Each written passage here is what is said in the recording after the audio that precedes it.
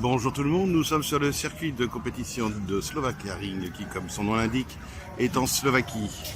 Et comme j'accompagne une équipe qui court, j'ai le droit de rentrer dans les paddocks. Alors voilà ce que ça donne backstage.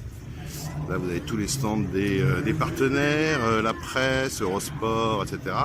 Et on va rentrer dans le dur. Donc c'est d'abord une bonne centaine de SMI à peu près. Sachant qu'il y a des grosses équipes et des petites équipes comme mes camarades.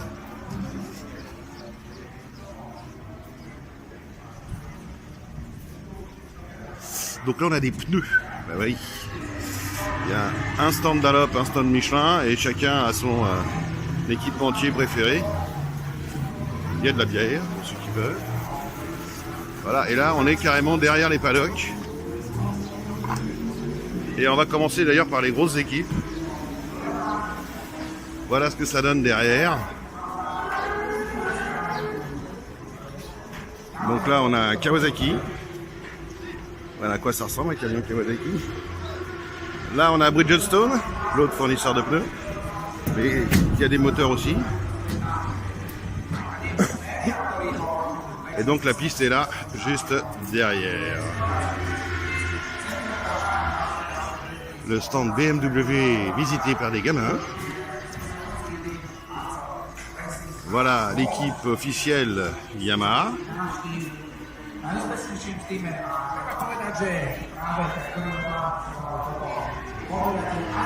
Et voilà le champion du monde.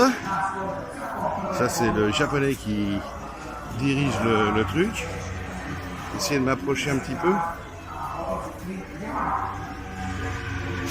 Voilà ce que c'est à l'intérieur qu'un stand de compète moto.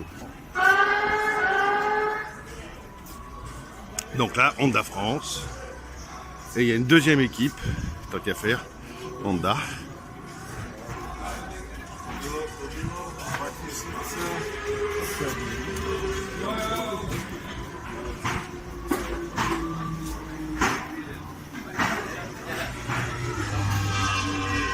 Bien sûr, Suzuki. Et là.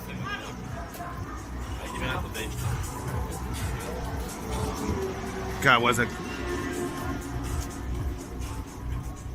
Et là, on va aller voir les petites équipes.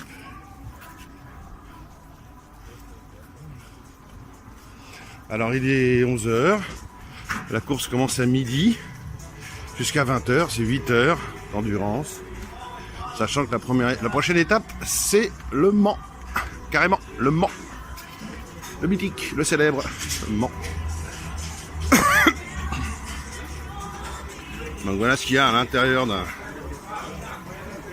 C'est un vaste bordel. Capharnaüm total.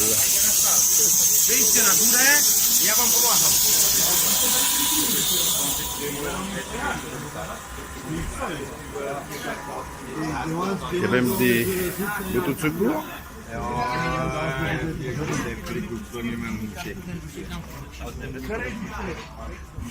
Alors ça parle toutes les langues du monde, mais surtout le français, car la discipline est très française.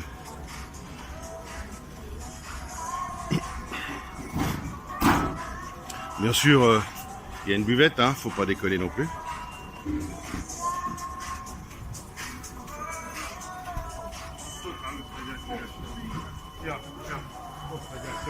Donc comme il est midi, c'est un peu calme, tout le monde se prépare. Il n'y a pas de folie encore.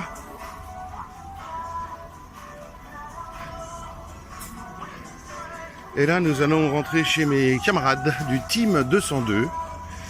Voilà, c'est écrit au sol. Team 202. C'est eux. Là, il y a Custo qui me demande si je veux manger. Il est adorable. Il a fait à manger hier pour 18 dans un truc qui était prévu à 10. Non, pas tout de suite, mais il faut que je te cause après. Je vais te causer d'un truc. Et donc là, on rentre dans le... Alors ça, c'est la deuxième moto qui sert de spare parts parce qu'en fait, il n'y en a qu'une qui est qualifiée. Donc voilà, on a les pneus. On a bien évidemment un écran de contrôle qui permet d'avoir toutes les informations sur les tours, les chronos, les temps. Là, on a les chauffeuses de pneus. Hein, parce qu'il faut savoir que c'est d'ailleurs écrit ici. Vous avez ici la notice Dunlop qui vous explique exactement qu'est-ce qu'il faut faire, comment il faut faire avec les pneus. Parce qu'on déconne pas avec ça, n'est-ce pas? Ouais. Par contre, avec le pass, tu peux aller sur la grille, la ligne. Ouais. Pour rentrer là-bas. On va laisser rentrer. Donc voilà celle qui part, qui a ses petites chaufferettes. Elle est prête. Alors ici, tout est propre, tout est nickel. Je vous jure, hier, on ne pouvait pas avancer. Un petit changement d'ambiance. Bon, je fais une pause là. Alors voilà donc, là on est carrément sur la piste. Pardon pour le doigt. De départ. Le circuit tout autour. Ils font le tour en moyenne en 2 minutes. Et ils bouffent 1 litre par tour. Pour info.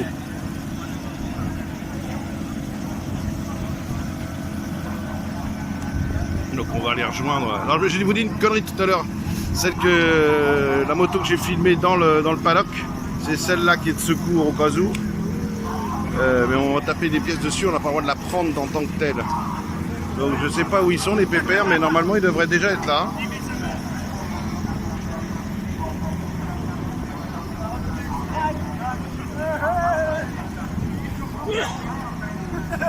Allez, bah.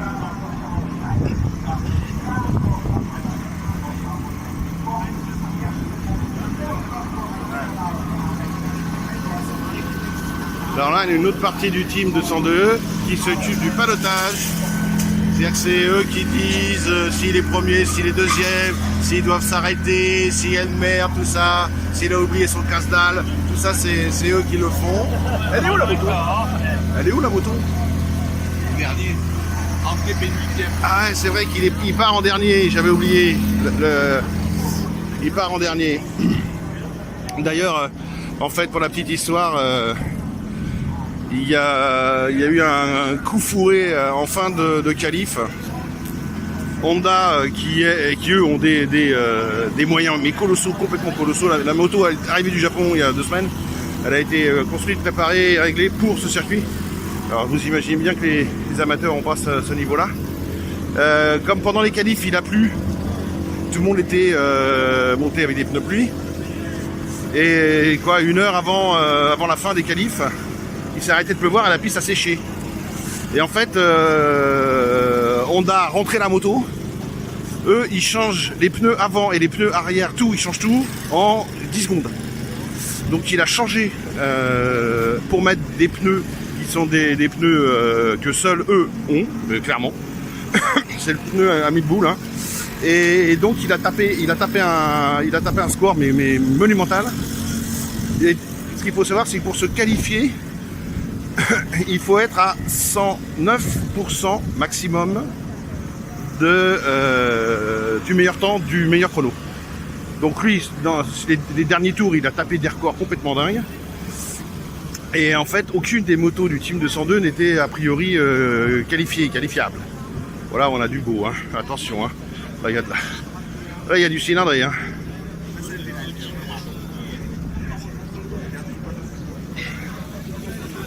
Et donc, en fait, le Team 202, on leur a récupéré une moto pour pas être complètement à la ramasse.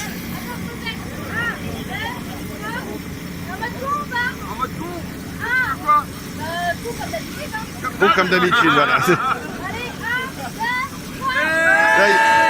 Là, je les ai vus hier, il y a une bonne bande, là. Il y a une bonne bande. Et donc, voilà la Dream Team. Dream Team qui a son photographe personnel.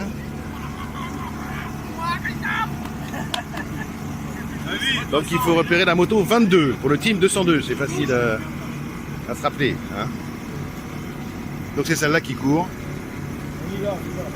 Et l'autre va être complètement démontée, désossée, pour taper des pièces le plus vite possible, le cas échéant. Et ça, le petit truc jaune là, bah, c'est le transpondeur qui permet de savoir où on est la moto. Et c'est le chronomètre officiel. Voilà, donc ils ne sont pas tout à fait derniers. Il y en a deux autres derrière qui, à mon avis, eux aussi ont été repêchés. Voilà.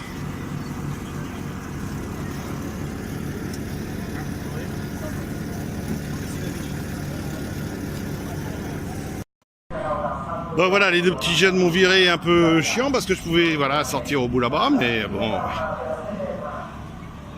Impossible de négocier, je suis même pas sûr qu'ils comprennent ce qu'on dit en anglais. 9 fois sur 10, c'est ça. Donc voilà, là, tous les gens qui n'ont rien à faire sur la piste dégagent. Ah, visiblement, il y a eu de la casse pendant les essais. Et pas que de la casse machine.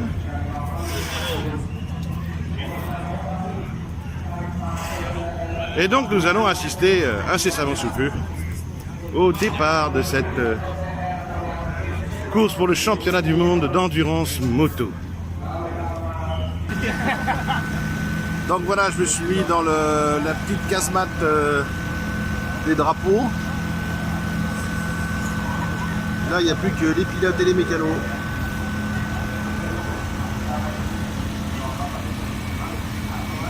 On en a un là juste là pour nous.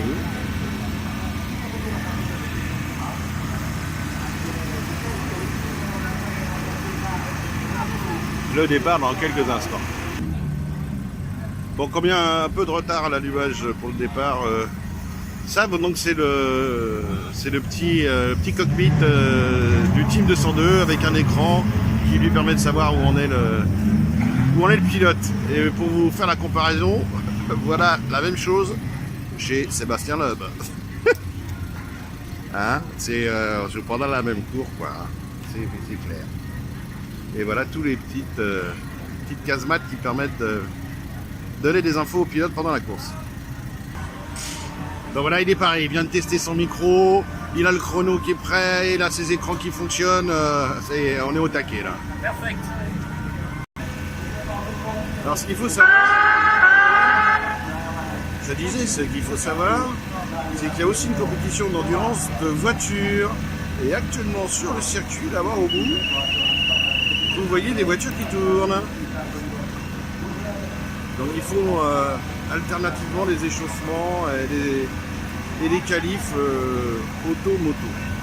Bon là il y a eu un coup de sifflet, tout le monde bouge. Ça devrait plus tarder.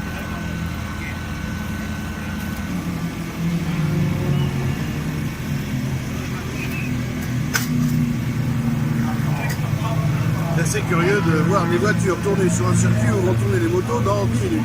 C'est un mélange. Et voilà donc les voitures qui rentrent au garage.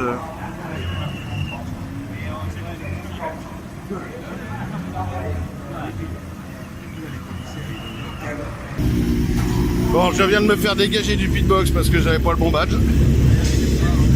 Donc je vais essayer d'avoir le départ de la course depuis là-haut. Je vais peut-être louper le warm-up car bien évidemment il y a un tour de chauffe. On va voir. Donc en fait on va voir le départ à la télé parce que même quand tu fais partie de l'équipe, eh ben, tu peux pas monter dans les tribunes. Parce qu'il faut payer en plus. Donc toute l'équipe est là pour voir le départ.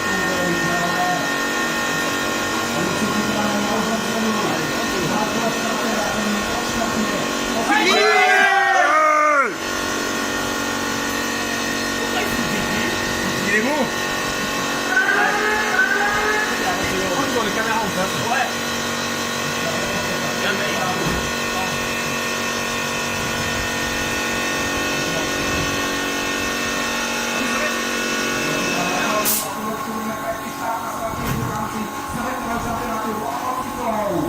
Ça doit être éprouvant de tenir une minute comme ça. 5,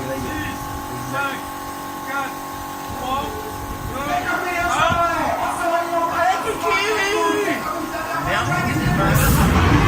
Et là forcément on entend le bruit derrière.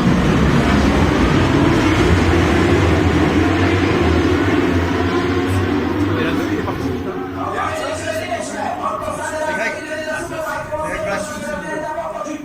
Gagula qui fait souvent ça. Donc. Christophe est troisième. Christophe est troisième. Christophe est troisième. Il est bon. Avant-dernier.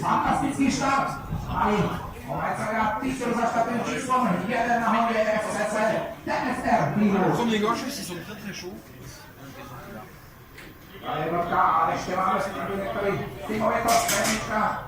Tout le monde est attentif.